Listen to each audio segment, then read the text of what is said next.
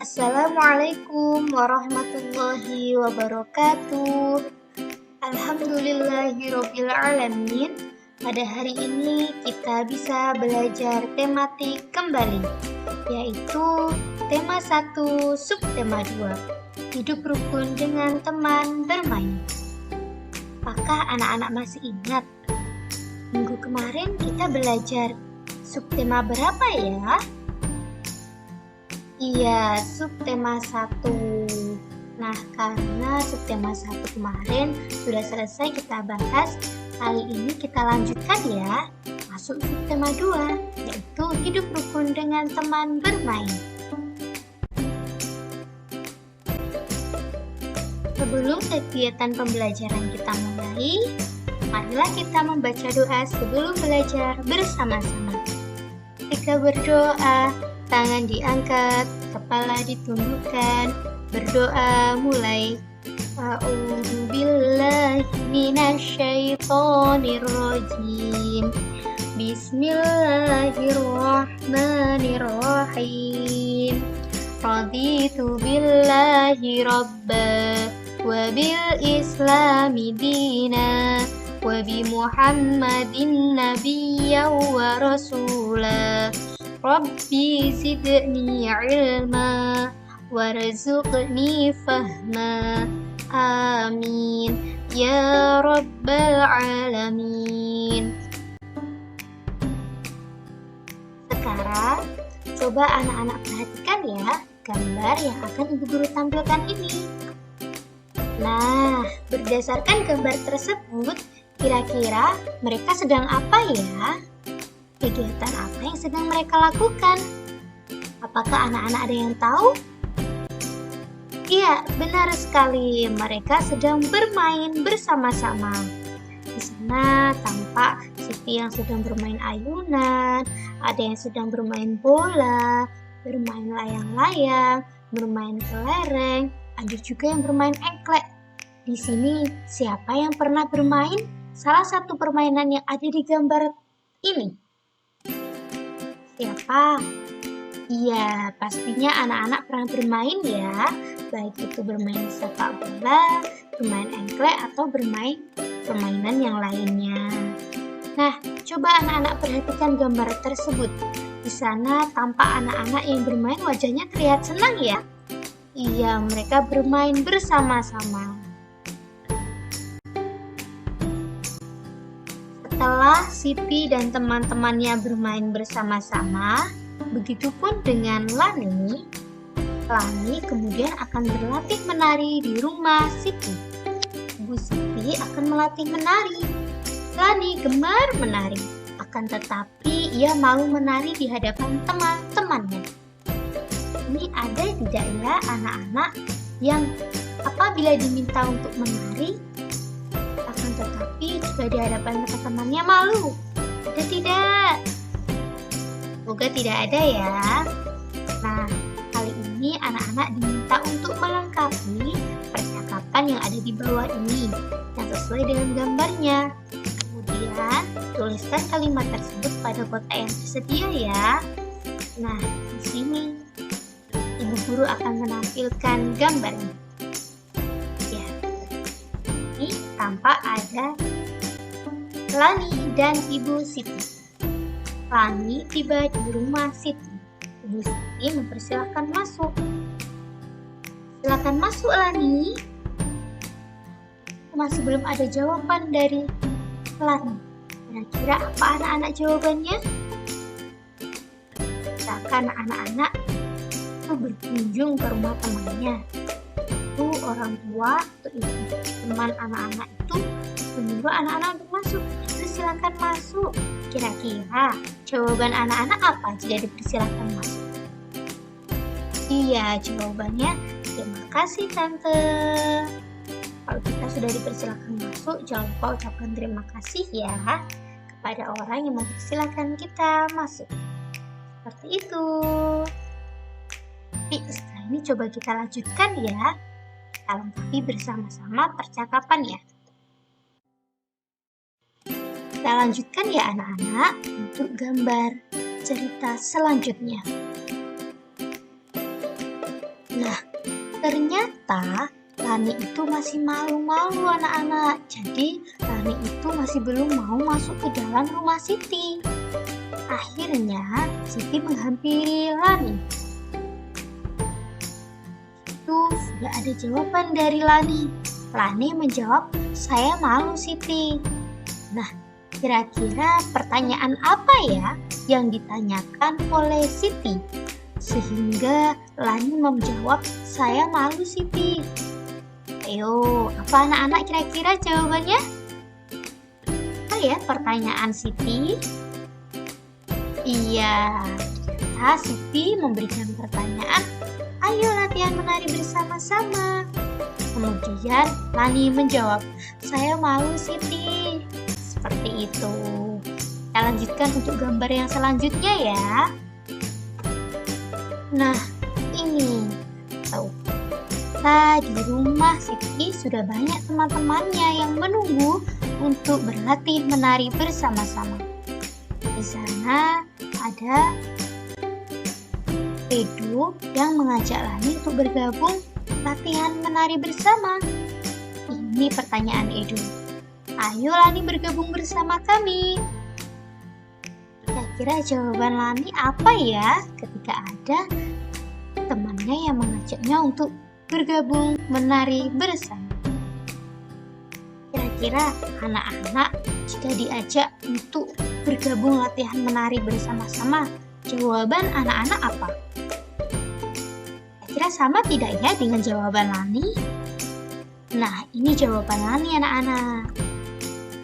"Iya, aku akan ikut latihan menari." Jadi, meskipun awalnya Lani malu-malu, tapi Lani akhirnya memberanikan diri untuk ikut bergabung latihan menari bersama Siti, Edo, dan teman-teman yang lainnya. Di sini tampak Ibu Siti yang sedang melatih menari. Itu gambarnya anak-anak. Akhirnya Lani mau ya bergabung latihan bersama teman-teman yang lain. Setelah berlatih menari bersama teman-temannya, Lani merasa senang sekali karena ternyata dia bisa mengalahkan rasa malunya untuk bisa berlatih menari bersama teman-temannya di rumah Siti. Kemudian Lani menuliskan pengalamannya itu di dalam sebuah buku. Nah, ini pengalaman yang Lani tuliskan. Itu yang berjudul Berlatih Menari. Ibu guru akan bantu membacakannya ya. Silakan anak-anak simak dengan baik-baik. Berlatih menari. Sebentar lagi peringatan Hari Kemerdekaan diselenggarakan. Banyak kegiatan yang akan dilakukan. Ada pawai, perlombaan, dan malam kesenian. Aku melihat Siti sedang berlatih menari. Aku ingin sekali ikut menari. Akan tetapi aku malu kepada teman-temanku. Siti mengajakku ikut menari.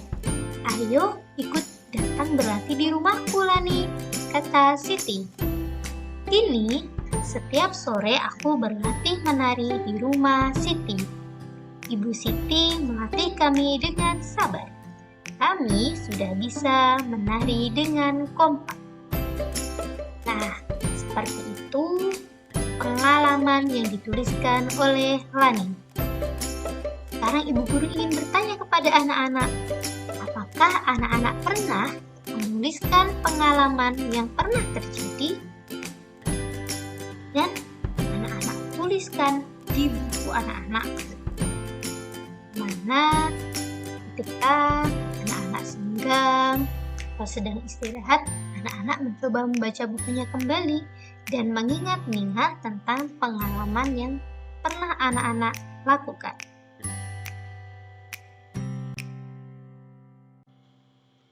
Berdasarkan cerita Lani yang ketika ingin berlatih menari bersama teman-temannya, dia merasa malu.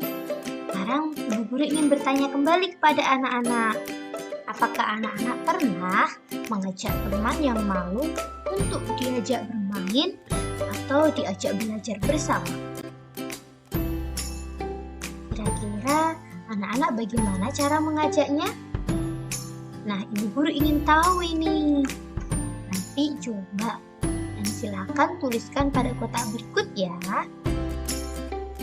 Nah, kira-kira siapa nama temannya, terus ajakannya untuk apa, kalimat ajakannya seperti apa, dan tanggapan teman-teman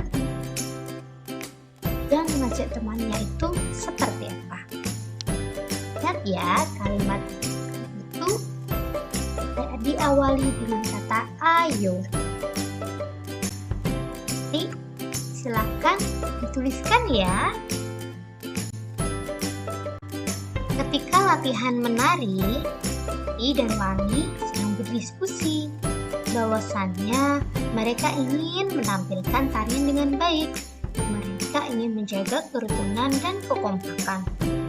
Gimana sebaiknya sikap Siti dan Lani supaya terjalin kerukunan dan kekompakan? Nah, menjaga kekompakan dengan teman bermain itu sesuai dengan pengamalan sila ketiga Pancasila, yaitu yang bunyinya seperti apa anak-anak? Sila ketiga, ayo, masih ingat tidak dengan bunyi Pancasila sila ketiga? Iya, ini bunyinya. Ayo kita baca bersama-sama. Persatuan Indonesia. Diingat-ingat ya, jangan sampai lupa Pancasila. Nah, setelah itu anak-anak diminta untuk memberi tanda centang pada gambar yang menunjukkan sikap yang sesuai dengan sila ketiga Pancasila. Nah, ini gambarnya ada 3 anak-anak. Nanti silakan diberi tanda centang ya, yang sesuai dengan sila ketiga Pancasila. Silakan dikerjakan. Nah, kali ini tibalah saatnya pentas seni Hari Kemerdekaan. Selain menampilkan tari-tarian, anak-anak juga menyanyikan lagu wajib belajar. Nah, seperti apa lagunya? Simaklah syair lagunya ya. Wajib belajar. Diciptakan oleh Restu Narwan Sutarmasi dan Haji Winar. Ini lagunya anak-anak. Nah, dalam lagunya ini, dalam syairnya, kita itu diminta untuk menunjukkan kalimat ajakan. Ini Ibu Guru sudah menemukan satu, yaitu pada kalimat pertama yang berbunyi, mari kita laksanakan wajib belajar. Nah, nanti silahkan anak-anak baca ya pada halaman 88 syair lagu wajib belajar. Nanti di sana anak-anak silahkan berilah garis bawah pada syair lagu yang menunjukkan ajakan. Ternyata lagu belajar yang dinyanyikan dalam memperingati Hari Kemerdekaan itu bukan panitia yang memilihkan, akan tetapi Siti dan Udin dan teman-teman yang lain yang berdiskusi, bermusyawarah untuk menentukan lagu apa yang cocok untuk dinyanyikan dalam memperingati Hari Kemerdekaan Indonesia.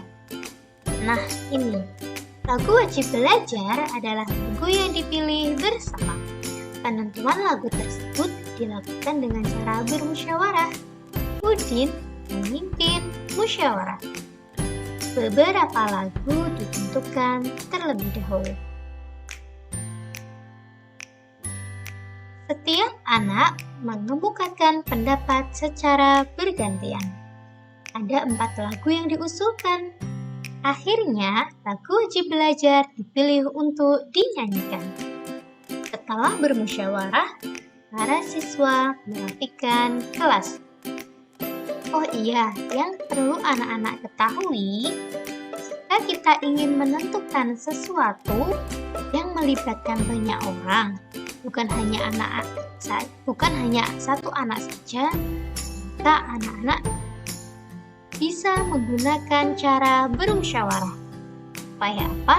Supaya tidak terjadi perkelahian, supaya nanti hasilnya adil untuk semua orang. Ketua kelas memimpin pembagian tugas.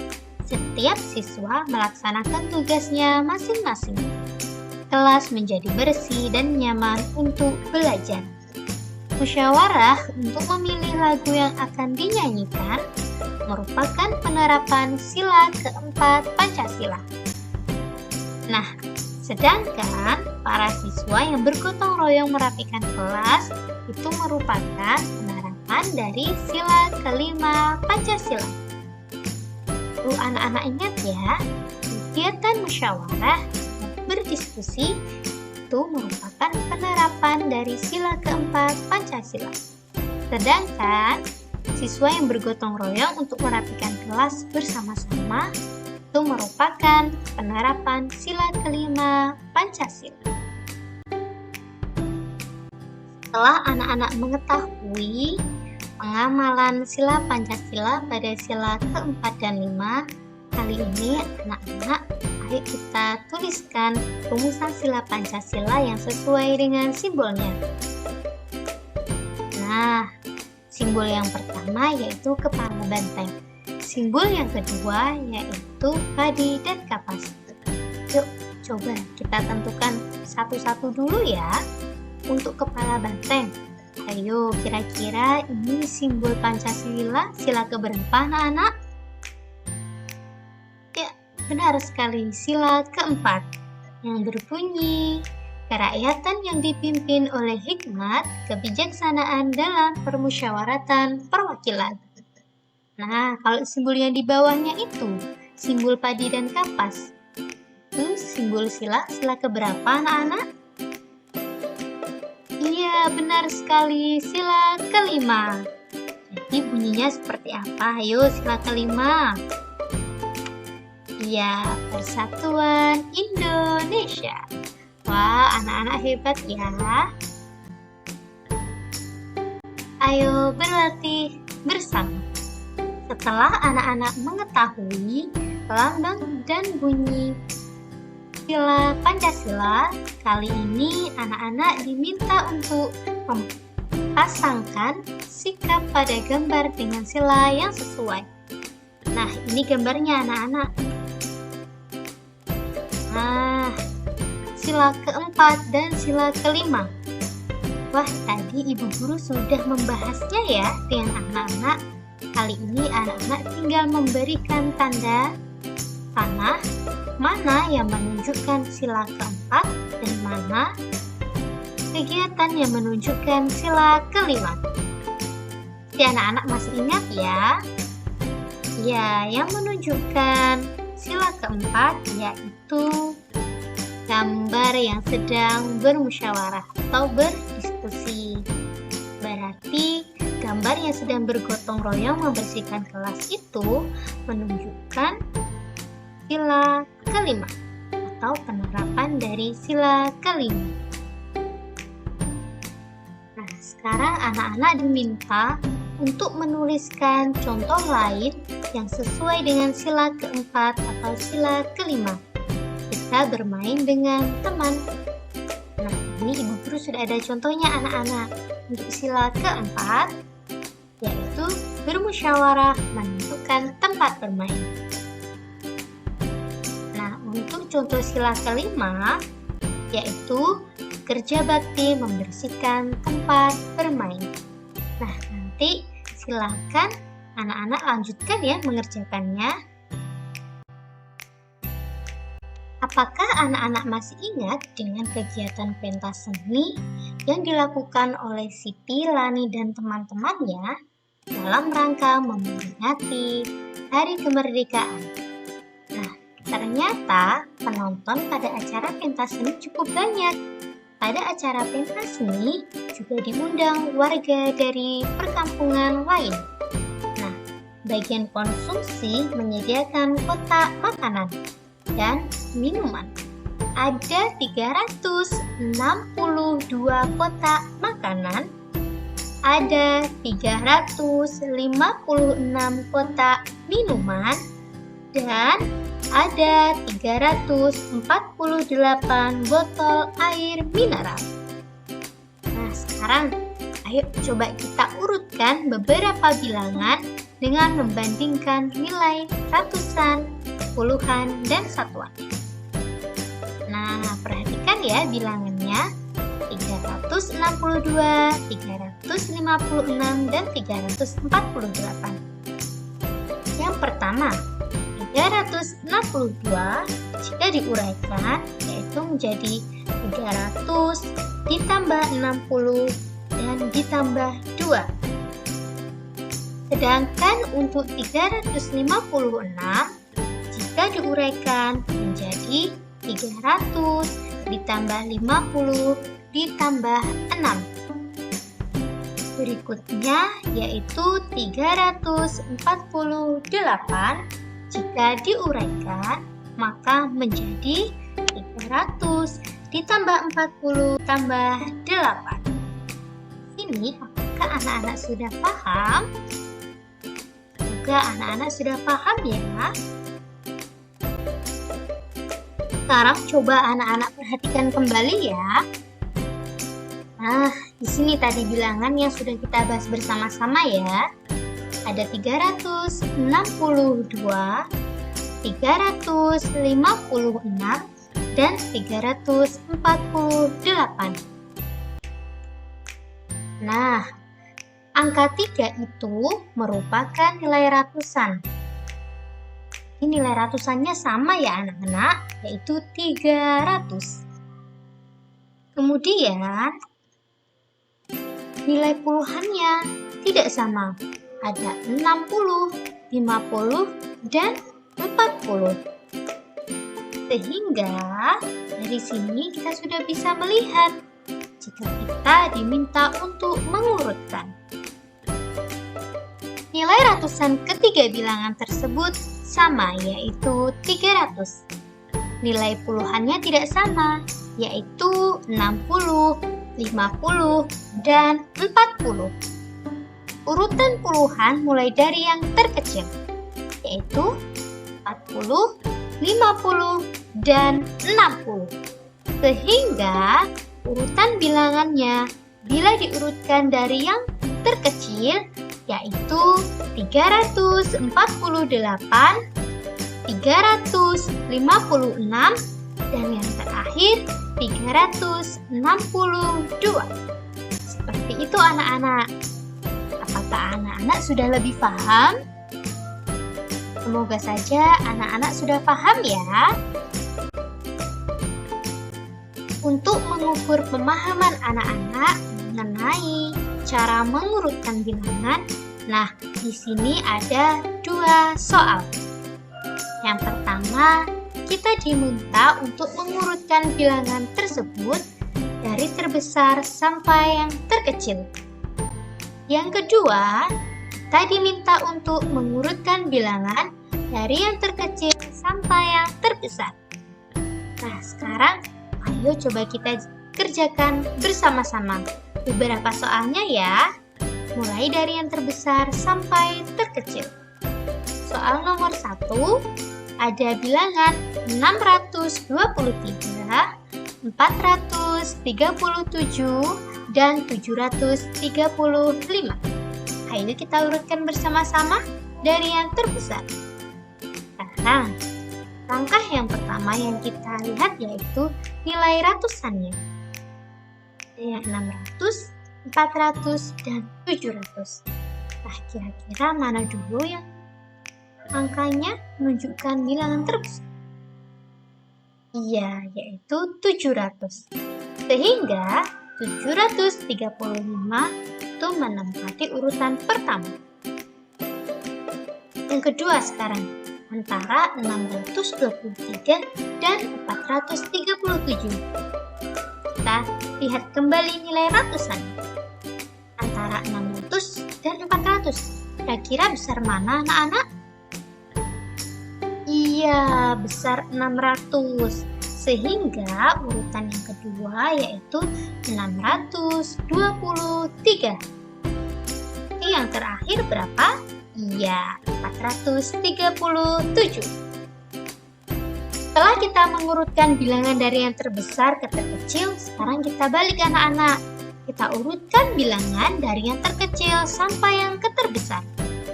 Hal yang pertama yaitu 352, 347, dan 375.